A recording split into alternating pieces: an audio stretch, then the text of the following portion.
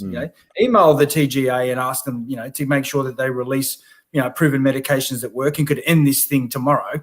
You know, email. And by the way, there's more joining the list all the time. The US FDA have come out saying that aspirin has about a 50% reduction in mortality. Aspirin, right? Aspirin, that's right. But then you see what the media did and started chicaning aspirin. Yeah. Right? Started saying aspirin's no good. You shouldn't take it for stroke, you know, prevention and all this sort of stuff because it's harmful.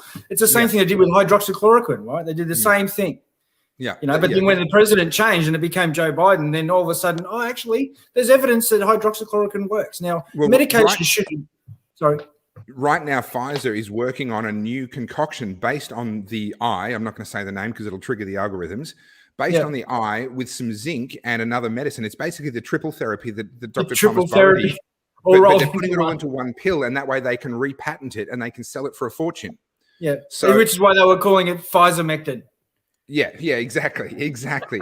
And so those that have been saying this whole time, this is all about money. Well, your argument is looking better and better because we are clearly seeing that actually these medications that they've been shit canning, they're now repatenting so that they can make money off them, and then all of a sudden they'll work.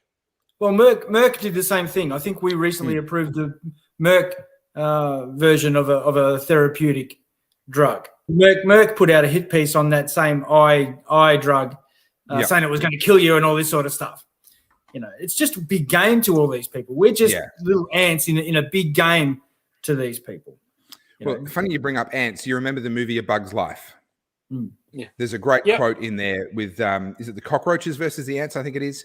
And the sort of the head cockroach is there saying, you know, no, we have to crush them. If these, you know, these little ants outnumber us 1,000,000 to 1, if they began to realize that, then this would all be over in no time.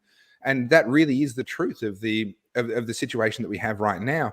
And again, exactly like you, Craig, I'm not calling for any kind of violence whatsoever. And if you watch my live streams of the protests that I've been to, I'm actively calling out and stopping the people that are trying to engage in that.